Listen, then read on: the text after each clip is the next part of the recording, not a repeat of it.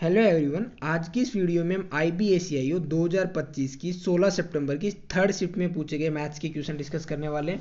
तो देखो भाई, पहला क्वेश्चन हमें दिया गया है, यहाँ से हमें x की वैल्यू निकालनी है। देखो भाई, इजी क्वेश्चन है। x की वैल्यू यहाँ से हमारी क्या आ जाएगी, x की वैल्यू आएगी 0.3 इंटू 0.3 डिवाइड बाई 1.8। ठीक है, ये कितना हो जाएगा हमारा, 3 3 9, 9 दूना 18, और ये 0.05 हमारा इसका आंसर हो जाएगा। इजी क्वेश्चन था भाई ये वाला, ज़्यादा मैंने इसमें कुछ आपको डिटेल में बताया नहीं है। अगला क्वेश्चन हम देखते हैं। अगले क्वेश्चन में हमें दिया गया है, ए trader offers 12% discount on the mark price of an item and gives 3 items free with the purchase of 18 items, earning a profit of 32% on the entire transaction. If a customer pays for 18 items, by what percentage is the mark price higher than the cost price? देखो भाई, कितना प्यारा question है। अगर आपने पीछे के 2 paper solve किए होंगे तो उन दोनों पेपर में भी सेम इस तरीके के क्वेश्चन पूछे गए। अब यहाँ पे आप सबको एक शॉर्टकट या फॉर्मूला होता है इसका, वो वाला पता होगा। क्या होता है भाई, वो हमारा होता है MRP रेशियो CP। MRP आपका होता है 100 प्लस माइनस प्रॉफिट या लॉस, और CP आपका होता है 100 माइनस डिस्काउंट। ये आपका CP होता है भाई। ठीक है, अब यहाँ से अगर मैं बात करूँ प्रॉफिट की, देखो कितने रुपए का प्रॉफिट हो रहा है हमें यहाँ पे 32% का, तो ये हमारा कितना हो जाएगा भाई, 132 रेशियो 100 माइनस डिस्काउंट। देखो भाई, पहला डिस्काउंट हम दे रहे हैं 12% का, 12% के डिस्काउंट का मतलब कितना हो गया भाई, 88। ठीक है, साथ में हम एक और डिस्काउंट दे रहे हैं। एक और डिस्काउंट में हम क्या कर रहे हैं, एक और डिस्काउंट में 3 आइटम्स हम फ्री दे रहे हैं विथ परचेज ऑफ 18 आइटम्स। भाई 18 आइटम आप खरीद रहे हो, 3 आपको फ्री में मिल रहे हैं, मतलब आप टोटल कितने आइटम घर ला रहे हो, 21। उन पे डिस्काउंट कितने का मिल रहा है, 3 का। तो बेसिकली ये आपका डिस्काउंट है, तो इसका सेलिंग प्राइस क्या हो जाएगा, तो आप बोलोगे सर इसका सेलिंग प्राइस हमारा हो जाएगा 18/21। ये सेलिंग प्राइस हो गया। ठीक है, अब यहाँ से देखो भाई, यहाँ से हमें ये वाला रेशियो निकालना है। ये वाला रेशियो निकालना है तो भाई इसको मैं 7 बार हो जाएगा, ये 6 बार हो जाएगा, ये 11 का 8 गुना है, और ये 11 का 12 गुना होता है भाई। 6 दूना 12, तो ये आपका कितना हो जाएगा, ये हो जाएगा भाई आपका 7/4। देखो भाई, जब मैं इसको काटूंगा 6 से 2 बार, 2 से कटेगा यहाँ पे 4 बार, तो ये 7 उधर चला जाएगा, 4 यहाँ पे आ जाएगा। तो बेसिकली आपका MRP और CP का रेशियो कितना है, 7:4। हमसे पूछा गया if a customer page for 18 items. देखो भाई, अभी भी 18 आइटम्स के लिए पे कर रहा है बेसिकली यहाँ पे, है ना। By what percentage is the mark price higher than the cost price. इसका जो मार्क प्राइस है वो कॉस्ट प्राइस से कितना हायर है, तो आप बोल दो कि सर 3 ज़्यादा है, कितने पे, 4 पे इंटू 100, तो ये आपका 75% हमारा आंसर हो जाएगा भाई। बहुत फेमस क्वेश्चन है। अगर आप पीछे के क्वेश्चन सोल्व करते हो तो देखोगे कि ICR के पेपर में सेम क्वेश्चन पूछा गया है, आपका सिलेक्शन पोस्ट के पेपर में सेम क्वेश्चन पूछा गया है, CGL के पेपर में सेम कंसेप्ट पे क्वेश्चन पूछे गए हैं। तो ये बहुत फेमस कंसेप्ट है। अभी इसमें थोड़ा सा ये वाला ये यहाँ से ये वाली लाइन है ना, ये अभी एक्स्ट्रा ऐड की है। ठीक है भाई, अगला क्वेश्चन हम देखते हैं। 3 नंबर क्वेश्चन में दिया गया है, Kirti starts a business with ₹89,000 and after 3 months, Vaishnavi joins her as a partner. After 1 year, the profit is divided in the ratio 4:3. What is Vaishnavi's contribution to the capital? देखो भाई, हमें पता है 89,000 रुपये इन्वेस्ट किए 12 महीने के लिए। अब 3 महीने के बाद में वैष्णवी आती है, 3 महीने के बाद में आते हैं, मतलब उसने कितने महीने के लिए काम किया, 9 महीने के लिए। कैपिटल इसकी कितनी है, x। हमने मान ली भाई x कैपिटल है, इसकी वजह से जो इनका रेशियो हुआ प्रॉफिट का वो कितना हुआ, 4:3। ठीक है, यहाँ से देखो भाई, 3 से 3 बार कट जाएगा, 3 से 4 बार कट जाएगा, 4 से 4 कट जाएगा, तो x की वैल्यू आपकी कितनी हो जाएगी, 89,000 भाई। ठीक है, तो दोनों का जो इन्वेस्टमेंट है वो कितना होगा, 89,000। ठीक है, इजी क्वेश्चन था भाई ये वाला भी, और ये भी सारी शिफ्ट में सेम क्वेश्चन रिपीट हो रहे हैं आपके। ओके, क्वेश्चन नंबर 4 देखते हैं। क्वेश्चन नंबर 4 में हमें बोला गया है, school has less than 200 students if the students are divided into groups of 9, 12 और 20। There are always 3 students remaining, but when they are divided into groups of 21, there are no students remaining. देखो भाई, बहुत प्यारा question है LCM HCF का। अगर आपने LCM HCF अच्छे से पढ़ा है तो यहाँ पे हमसे बोला गया है कि जब हम एक क्लास में 2000 से कम स्टूडेंट है, 2000 से कम स्टूडेंट है, और इन स्टूडेंट्स को हम जब 9, 12 या 20 इनके पेयर में बांटते तो हमारा हमेशा क्या रिमाइंडर रहता है 3, क्योंकि 3 स्टूडेंट्स हमेशा बच जाते हैं। इसका मतलब इन स्टूडेंट्स को हम इस 9, 12 या 20 के ग्रुप में बांटते हैं तो 3 स्टूडेंट्स हमारे हमेशा बच जाते हैं। तो इसका मतलब क्या हुआ, इसका मतलब हुआ कि जो हमारे स्टूडेंट्स होंगे ना वो इन सब का एलसीएम +3 होंगे। इन सब का एलसीएम कितना आ जाएगा भाई 180। तो हमारे जो स्टूडेंट होंगे इस तरीके से होंगे 180 के +3, ठीक है। क्योंकि 180 का आप कुछ भी कर लो, अगर इसमें 3 जोड़ोगे ना तो हर बार 3 रिमाइंडर बचेगा, पहली चीज। दूसरी चीज आपसे बोला गया है but when they are divided into groups of 21, लेकिन जब इन्हीं स्टूडेंट्स को हम 21 के ग्रुप में बांटते हैं there are no student remaining, तो हमारे पास कोई भी रिमाइंडर नहीं बचता। इसका मतलब क्या हुआ कि ये जो आपको नंबर हमने निकाला है 180k+3 डिवाइड बाई 21, मतलब ये जो नंबर है इस नंबर में 21 से पूरी बार भाग जा रहा है, ठीक है। अब यहाँ पे देखो भाई, अब यहाँ से हम क्या करेंगे 21 का 180 में भाग देते हैं तो हमारा रिमाइंडर कितना बचेगा भाई, हमारा रिमाइंडर बचेगा 12k+3 डिवाइड बाई 21। क्योंकि भाई देखो 180 में जब हम 12 का भाग देते हैं ना तो कितना आ जाएगा, 21 का जब हम भाग देंगे 180 में तो 21 8 168, रिमाइंडर कितना बचेगा 12। भाई 168 में तो हमारा भाग जा ही रहा है, कितना बचा 12। तो बेसिकली यहाँ से अब हमें k की वैल्यूज निकालनी है और k की ऐसी वैल्यूज निकालनी है जिससे 21 का इसमें भाग चला जाए। अब देखो भाई, अब हम क्या करेंगे, पहले k बराबर 1 ले लेते हैं। k बराबर 1 लेंगे तो इसमें 21 का भाग नहीं जाएगा। जब मैं k बराबर 2 लूंगा तो क्या होगा 12 दूना का 24, 24 और 3 27, इसमें भी 21 का भाग नहीं जाएगा। जब मैं k बराबर 3 लूंगा तो कितना होगा 12 36, 36 और 3 39, इसमें भी नहीं जाएगा। जब मैं 4 लूंगा तो कितना होगा भाई 12 चौगड़ा 48, 48 और 3 51, तभी भी नहीं जाएगा भाई। अगर मैं 5 लूंगा तो कितना होगा 12 पंजे 60 +3 63 में चला जाएगा। भाई देखो जब मैंने k बराबर 5 लिया तो मेरे पास ये वैल्यू आई 12 × 5 + 3, और इसमें हमने देखा कि 21 का भाग जा रहा है कितनी बार 3 बार। इसका मतलब जो हमारी k की वैल्यू है वो क्या पॉसिबल होगी, एक तो 5, ठीक है भाई। 5 से आगे जब हम चलेंगे 6 बार यानी 72 + 3 75 में नहीं जाएगा। 7 रखूंगा 12 × 84 और 3 87 में नहीं जाएगा।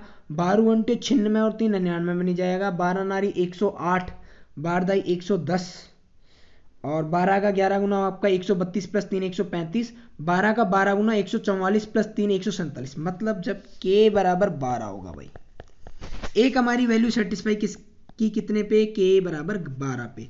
k बराबर 12 का मतलब कितना हो 12 × 12 + 3 डिवाइड बाई 21। 12 12 144, 144 और 3 147, 147 बटा 21, इसमें भी भाग जा रहा है भाई हमारा 21 का। तो बेसिकली हमारी जो इनिशियल दो वैल्यू आई k की वो क्या क्या आई 5 और 12, ठीक है भाई। अब देखो जो हमारी वैल्यू होंगी वो कौन कौन सी होंगी, जब मैं यहाँ पे k की वैल्यू 5 रखूंगा, जब k की वैल्यू 5 रखूंगा तो 18 पंजो 90 और 3 कितनी हो जाएगी, एक तो हमारा 903 आएगा। दूसरा नंबर हमारा आएगा ये 18 × 12 + 3 180 × 12, भाई दूसरा नंबर हमारा ये होगा ना 180 × 12 + 3। तो 180 × 12 + 3 जब मैं करूंगा तो मुझे पता लगा कि ये वाली जो वैल्यू है मेरी ये कहाँ से ज़्यादा पहुंच गई 2000 से, जबकि हमें जो क्वेश्चन में दिया गया है नंबर ऑफ स्टूडेंट क्या होना चाहिए <2000। तो भाई हमें यहाँ से एक चीज़ पता लगी कि जो हमारे नंबर हैं जो वैल्यू है वो कितनी होगी 903, ठीक है 903 होगी। अब आगे हमें क्या बोला गया है, find the maximum number of groups that can be form with 10 students in each group. अब देखो भाई, अब हमसे बोला गया कि जो 903 स्टूडेंट हैं इनसे 10-10 के ग्रुप 10-10 स्टूडेंट्स के कितने ग्रुप बनाए जा सकते हैं। तो आपको पता है भाई 903 स्टूडेंट हैं, 10-10 के ग्रुप के हम 90 स्टूडेंट बनाएंगे, क्योंकि 90 स्टूडेंट बनाएंगे पर ग्रुप में 90 ग्रुप बनाएंगे, पर ग्रुप में 10 स्टूडेंट है तो टोटल कितने स्टूडेंट्स हो गए 900, बस खत्म, 90 हमारा आंसर आ जाएगा भाई इसका। आगे चलते हैं भाई क्वेश्चन नंबर 5 की तरफ।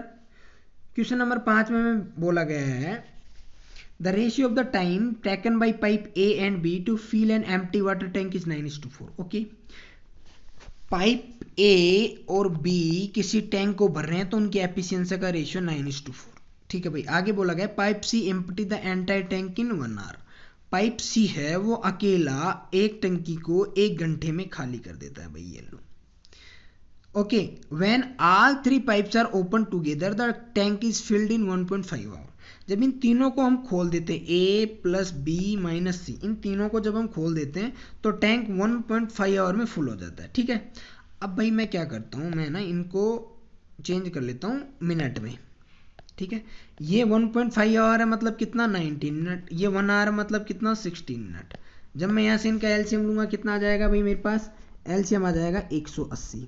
तो ये आएगा 9 × 18, 9 × 2 = 18 और 6 × 18। देखो भाई इसकी एफिशिएंसी माइनस में आएगी सी की, क्यों, क्योंकि सी खाली कर रहा है। अगर सी खाली कर रहा है तो ए प्लस बी की एफिशिएंसी कितनी होगी भाई, ए प्लस बी की माइनस सी बराबर 2 आ रहा है। ए प्लस बी, सी की वैल्यू हमारे पास -3 है बराबर 2, तो यहाँ से मेरे पास ए प्लस बी की एफिशिएंसी कितनी आ गई भाई 5। ठीक है, ये वाली इजी चीज थी, ए प्लस बी की एफिशिएंसी आ गई 5। आगे चलते हैं भाई, pipe A and B are opened simultaneously. अच्छा, if pipe C is opened after 24 minutes, how much time will it take for all the 3 pipes to fill the remaining tank? देखो भाई हमसे बोला गया C 24 मिनट के बाद खोला गया, मतलब 24 मिनट तक हमारा कौन काम कर रहा था, A प्लस बी।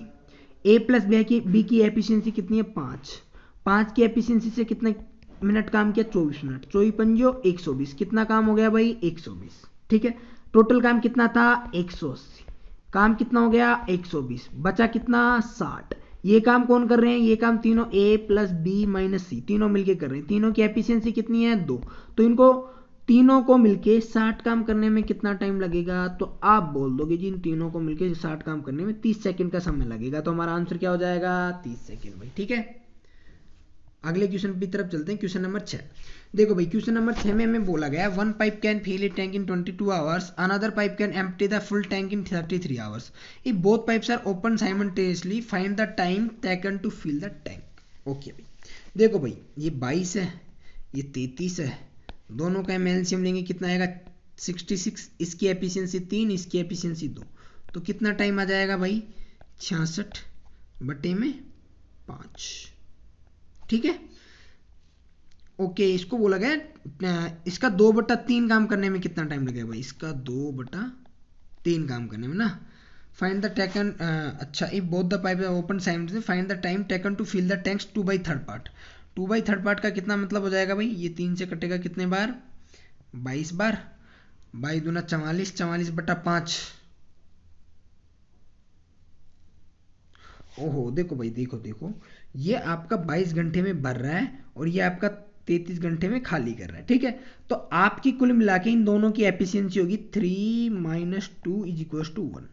तो आपका जो आंसर होगा क्या होगा 66/1, क्योंकि दोनों की एफिशिएंसी कितनी है 1 है और इसका कितना काम करना है 2/3, तो आप कर दोगे सर 22 दूना 44 और मेरा आंसर हो जाएगा। ठीक है, ये वाला क्वेश्चन भी भाई इजी था। 7 नंबर क्वेश्चन की ओर चलते हैं। 7 नंबर क्वेश्चन बहुत अच्छा क्वेश्चन है, ध्यान से देखना भाई। 7 नंबर क्वेश्चन में हमें दिया गया है Gopal's average marks in 12 papers is 83 excluding the highest and lowest marks. Gopal क्या करता है, गोपाल भाई आपका 12 पेपर देता है और उनका एवरेज मार्क्स 83 है, इनमें से एक किसी में हाईएस्ट मार्क्स है, एक किसी में लोएस्ट मार्क्स है। ठीक है, excluding the highest and lowest marks if he score the same highest marks in 2 papers. इसके अलावा जो 2 पेपर होते हैं उनमें ये सेम हाईएस्ट मार्क्स अचीव करता है, and the same lowest marks in 3 papers, और जो 3 पेपर होते हैं उन तीनों पेपर में सेम लोएस्ट मार्क्स अचीव करता है। देखो ये 2 तो हटा दो आप, ये 2 हाईएस्ट और लोएस्ट वाले हटा दो। इन 2 पेपर के अलावा 2 पेपर ऐसे होते हैं जिनमें ये हाईएस्ट लाता है और 3 पेपर ऐसे होते हैं जिनमें ये लोएस्ट लाता है। ठीक है, आगे the average of the remaining papers is 89।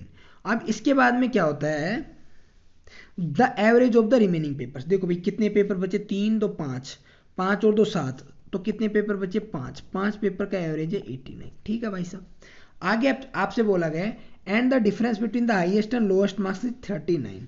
इन दोनों का जो डिफरेंस है वो कितना है भाई 39 मार्क्स का है। ठीक है, if the highest marks is 2 less than the lowest marks.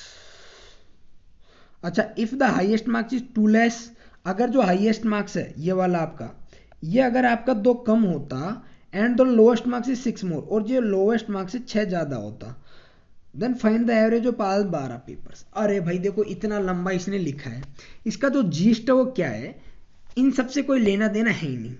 हमें बेसिकली दिया गया है कि 12 पेपर का एवरेज 83 है, 12 पेपर का एवरेज कितना है 83।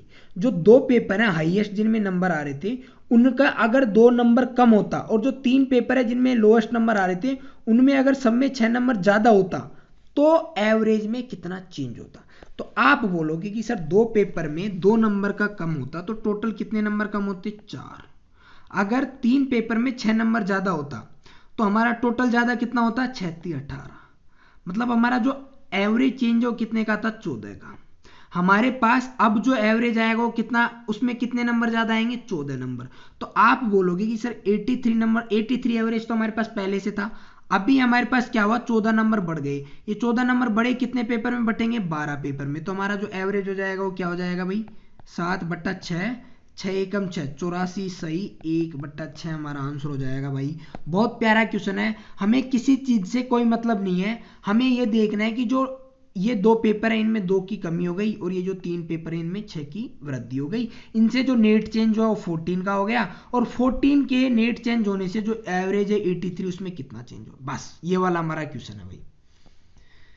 अगला क्वेश्चन देखते हैं भाई क्वेश्चन नंबर 8। क्वेश्चन नंबर 8 में हमें दिया गया है a person invested ₹54,000 for 4 years at a simple interest rate of 10% per annum, find the amount he will receive after 4 year। देखो भाई 54,000 रुपए हैं, 54,000 रुपए को 10% की दर से 4 साल के लिए दिया गया तो कितना मिलेगा भाई 140%। खत्म कर दोगे भाई, इजी कैलकुलेशन है। 14 चौकू 56, 5 14 पंजे 70 और 5 75, तो 756,000 हमारा आंसर हो गया। ठीक है भाई अगला क्वेश्चन चलते हैं क्वेश्चन नंबर 9। क्वेश्चन नंबर 9 में बोला गया एक बल्लेबाज अपनी 10वीं पारी में 97 रन बनाता है जिससे उसके औसत में 2 रन की वृद्धि होती है। 10वीं पारी के बाद उसका औसत ज्ञात कीजिए। बहुत सिंपल क्वेश्चन है भाई।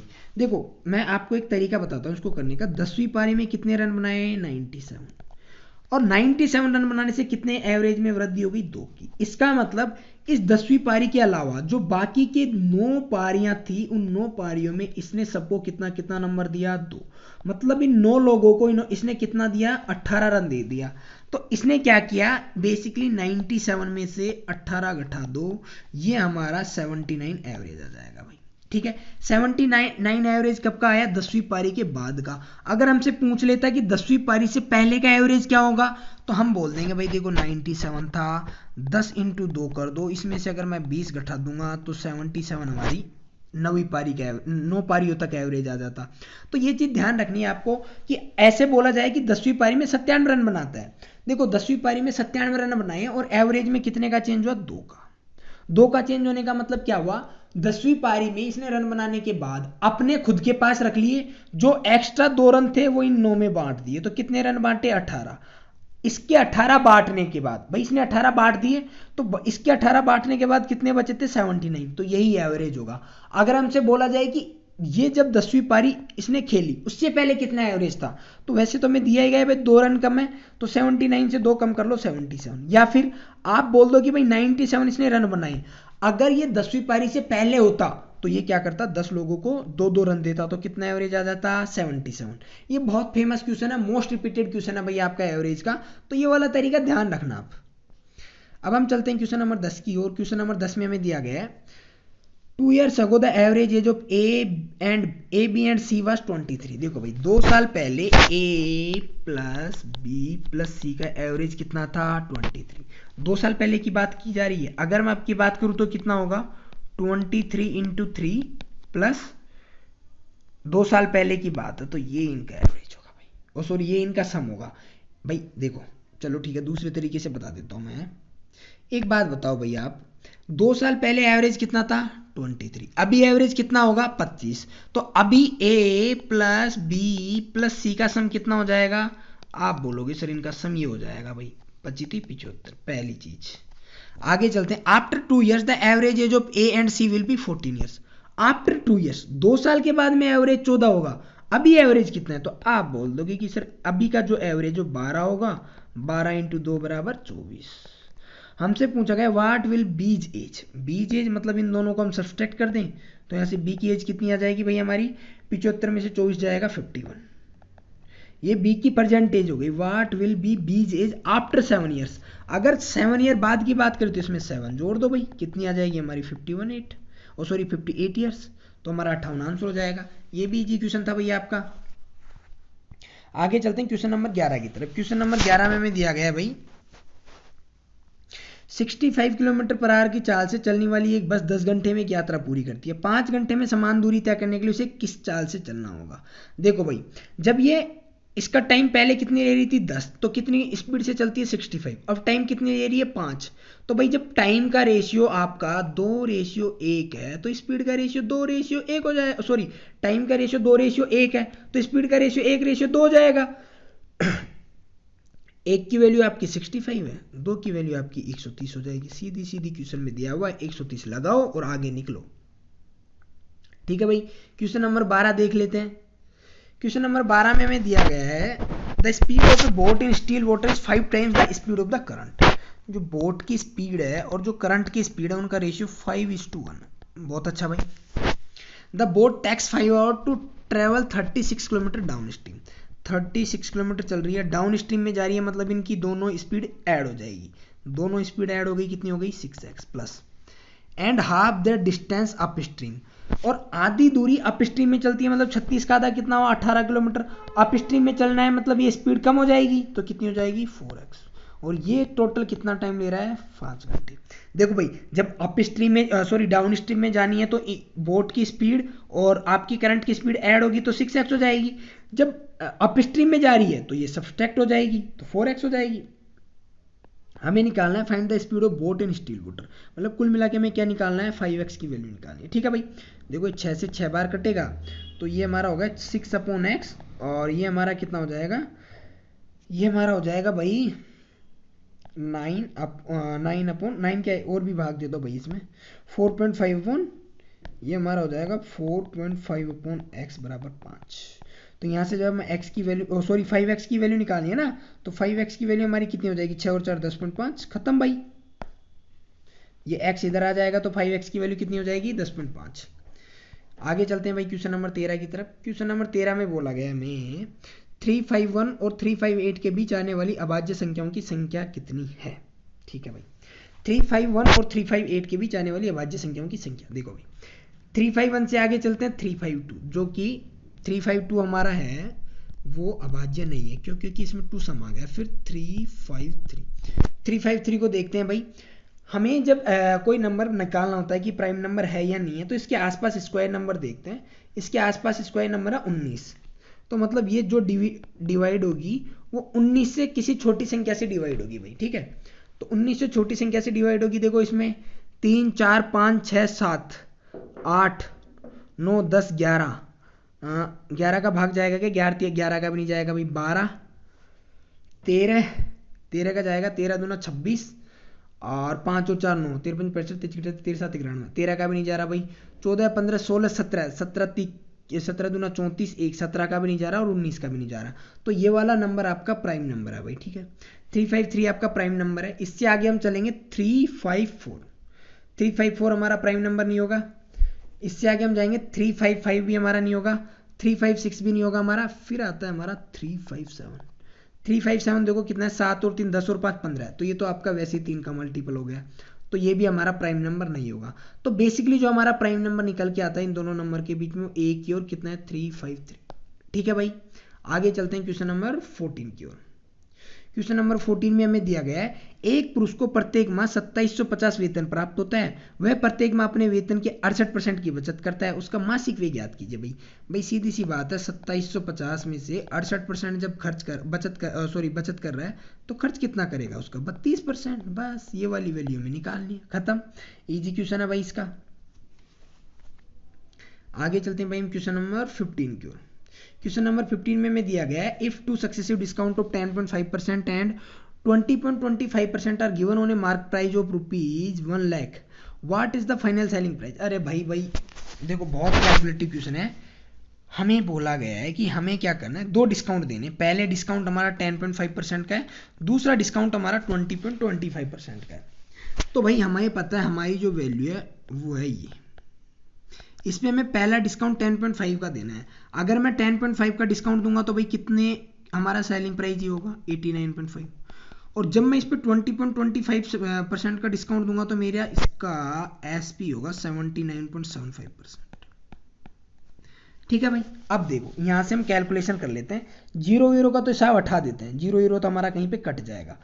अब हम करते हैं इसमें लगाते हैं डिजिटल सम। क्या लगाएंगे भाई? डिजिटल सम। देखो 9 से 9 गया 8 और 1 9, कितना आएगा यहाँ पे?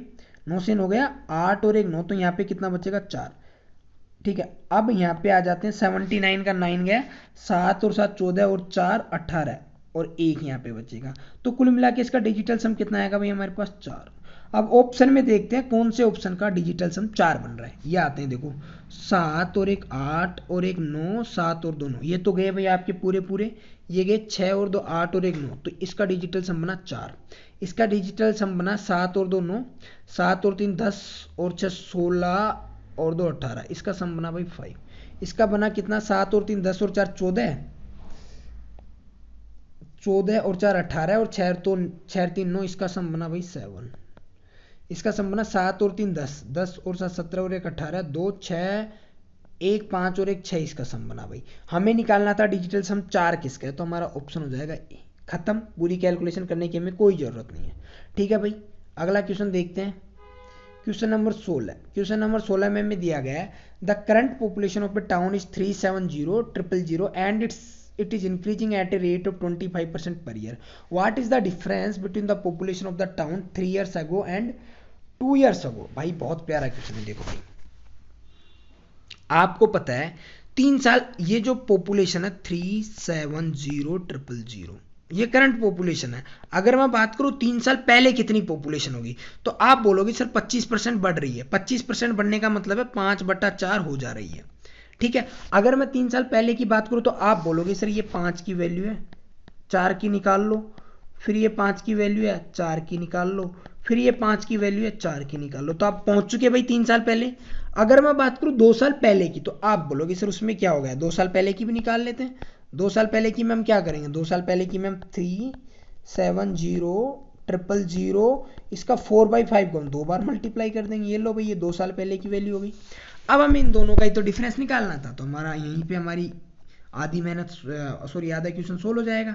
देखो ये आ जाएगा हमारा 370 1 2 3 और 16/25 हमारा कॉमन आ गया। हमारा क्या बचा? 4/5 माइनस 1, यही बचा भाई। ठीक है, देखो भाई ये वाला पहले आएगा क्योंकि ये वाली संख्या बड़ी है, ये वाली संख्या छोटी है, तो माइनस वाला यहाँ से हम कर लेंगे। ये गया 25 चौक 100, कितना आएगा? 37 इंटू 400 इंटू 16 इंटू 1/5। ठीक है, इसको भी काट देते 5 से, यहाँ पे कितना आ जाएगा भाई? 20। ये वाली कैलकुलेशन हमें करनी है भाई। तो ये देखो कैलकुलेशन हम करेंगे 37 इंटू 4 दूना 8 इंटू 16, ये कैलकुलेशन कर लो भाई। जो भी आ रहा है आपका आंसर हो जाएगा। यहाँ से यूनिट डिजिट से हो जाएगा कि ये आपका 7 8 56, 6 6 36, 6 6 36, ये रहा भाई यूनिट डिजिट एक में ही है 6, तो यहाँ से हमारा खत्म हो जाएगा ये भाई। ठीक है, अगला क्वेश्चन देखते हैं भाई। Question number 17। क्वेश्चन नंबर 17 में हमें दिया गया है 5 पेन और 5 पेंसिल की कीमत 95 रुपये। ठीक है भाई, ये हमें बोला गया 5x + 5 की वैल्यू हमारी कितनी है? 95। ठीक है भाई, अब मैं इसको ऐसे भी बोल सकता हूँ ना भाई, x + y = 19। 5 का मैंने सब जगह भाग दे दिया। आगे बोला गया 2 पेन और 7 पेंसिल, मतलब 2x + 7y = 43। अब यहाँ से देखो भाई मैं क्या करता हूँ, इसको 2 से मल्टीप्लाई कर देता हूँ और एक दूसरे को सब्सट्रैक्ट कर देता हूँ। तो मेरा यहाँ से आ जाएगा 5y = 19 दूना 38 माइनस 43 5। तो यहाँ मेरे पास y की वैल्यू आ गई 1। जब y की वैल्यू 1 आई तो x की वैल्यू आ गई मेरे पास 18। हमसे बोला गया नो पेन मतलब 9x, 9 into 18 plus 4 pencil, 4 pencil मतलब 4 इंटू 1। ठीक है भाई, तो ये हमारा क्या हो जाएगा? 18 नंबर 162 और 4 166। खत्म भाई हमारा। ये भी इजी क्वेश्चन था, थोड़ा सा कैलकुलेटिव था, थोड़ा सा मतलब एग्जाम के पॉइंट ऑफ व्यू से मैं देखता हूँ थोड़ा सा करने में टाइम लगेगा। 18 नंबर क्वेश्चन पे आ जाते हैं भाई। सिंप्लीफिकेशन का क्वेश्चन 18 नंबर। सेम क्वेश्चन इसी तरीके का हमने पेपर 1 में डिस्कस किया था। इसमें क्या होगा भाई, इसमें देखिए 64/8 है, इसका दे रखा है क्यूब रूट। मुझे पता है 64 को मैं 4 की क्यूब लिख सकता हूँ भाई। देखो 64 को मैंने लिखा 4 की क्यूब, 8 को लिखा मैंने 2 की क्यूब, इसका कर दिया मैंने 2/3। इन द सेम वे देखो माइनस है ना, ये माइनस वाला साइन है तो 216 ऊपर आ जाएगा। 216 किसका क्यूब है? 6 का। 343 किसका क्यूब है भाई? 7 का। और इसका भी कितना है भाई? 2/3 इंटू ये मेरा 5/7 का स्क्वायर ही हो जाएगा भाई। यहाँ पे भाग का साइन है ना। अब देखो भाई, अब जब मैं इसको करूंगा मेरे को पता है भाई ये क्या हो जाएगा, क्यूब से क्यूब कट जाएगा, स्क्वायर बचेगा और कितने का? 2 का। तो ये मेरा बचा 2 का स्क्वायर भाई, ठीक है। ये मेरा क्या होगा? ये मेरा होगा 6 का स्क्वायर बटा 7 का स्क्वायर भाई, ठीक है। ये मेरा होगा 5 का स्क्वायर बटा 7 का स्क्वायर, ठीक है भाई, यही आएगा। अब देखो एक कोई भी पकड़ लो, या तो ऊपर का पकड़ लो या नीचे का पकड़ लो। जब मैं नीचे का पकड़ने जा रहा हूं तो मेरे को पता है 7×7 = इंटू 7×7 = 49 का स्क्वायर 2401 होता है। एक ही ऑप्शन है जिसमें न्यूमरेटर में 2401 है, ये करके हम खत्म, सॉरी डिनोमिनेटर में 2401 है, ये देख के मैं खत्म कर दूंगा, पूरा सोल्व करूंगा ही नहीं इस क्वेश्चन को, ठीक है भाई। अब हम चलते हैं क्वेश्चन नंबर 19 की तरफ। क्वेश्चन नंबर 19 में हमें दिया गया है एक संगठन में पुरुषों और महिलाओं का अनुपात 7:4 है, ठीक है भाई। आपके मैन रेशियो वुमेन, मैन आपके 7 है, वुमेन आपके 4 है, ठीक है भाई। 5% महिलाएं, वुमेन्स का 5% and 12% of male, 12% of male executive श्रेणी में। ये आते हैं आपके एग्जीक्यूटिव श्रेणी में। किस में आते हैं भाई? एग्जीक्यूटिव श्रेणी में। आगे आपसे बोला गया है of the executive 40% and 25% of the women. Women का 40% भाई, इसका तो 40% और इसका 25% of the women and men respectively are professionally qualified. ये जो है भाई ये हमारे क्वालिफाइड है प्रोफेशनली, ओके। आगे बोला गया find the percentage of non professionally qualified females. Non professionally qualified females होंगी हमारी, वो कितनी होंगी? देखो भाई टोटल वुमेन है 4 का 5% हमने निकाला तो क्या आ गया? एग्जीक्यूटिव। एग्जीक्यूटिव में से नॉन क्वालिफाइड कितनी है? तो आप बोलोगे कि सर नॉन क्वालिफाइड होंगी हमारी 60%, क्योंकि क्वालिफाइड कितनी है? 40%, तो नॉन क्वालिफाइड होंगी 60%। In the executive in the total number of employees in the organization. ये कितना परसेंट है? किसका? 11 का, क्योंकि टोटल एम्प्लॉय कितने? 11। इसको मल्टीप्लाई कर दो भाई 100 से। तो आप बोलोगे सर 100 से तो ये 100 काट दूंगा मैं। अब मेरे पास जो आएगा 10 से 10 काटा, 5 से 2 बार काटा और 2 से 2 बार काटा, मतलब मेरा आ गया 6 दूना 12/11। 12/11 मतलब 1.09 मतलब लगभग 1.1% हमारा आंसर हो जाएगा भाई, ठीक है। आगे चलते हैं भाई क्वेश्चन नंबर 20 की ओर। क्वेश्चन नंबर 20 में हमें दिया गया है ए ट्रेडर बोट 46 प्लेट ऑफ ₹46 भाई, ठीक है। इसने क्या किया? 46 प्लेटें खरीदी और कितने रुपए पे किए? 46, ठीक है भाई। ड्यूरिंग ट्रांसपोर्टेशन 23 प्लेट्स वर ब्रोकन, 23 प्लेटें टूट गई। ही sold the remaining plate at ₹3.2, बची कितनी भाई? 23। एक प्लेट को कितने में बेचा? 3.2 में। कितना मिल जाएगा? 23 दूना 46, 23 69, 69 और 4 आपका हो जाएगा 73.6। तो इन दोनों का जो भी डिफरेंस होगा आपका प्रॉफिट हो जाएगा। 24 और 3 27.6 हमारा आंसर हो जाएगा भाई इसका, ठीक है। तो ये हमने पेपर डिस्कस किया भाई 16 सितंबर की 3rd शिफ्ट में पूछा गया। अब ये पेपर जो हमने डिस्कस किया, इस पेपर में मेरे को पता लगा कि हमने जो डिस्कस किए थे इन क्वेश्चन में से 4 से 5 क्वेश्चन हमारे अच्छे थे, बाकी सारे क्वेश्चन वो थे जो आप एग्जाम हॉल में कर सकते हो। आपको पता होना चाहिए कि कौन से क्वेश्चन के लिए कौन सी अप्रोच आपको फॉलो करनी है, ठीक है भाई। अब हम नेक्स्ट वीडियो में 17 सितंबर की 1st शिफ्ट के मैथ्स के पेपर डिस्कस करेंगे गाइज।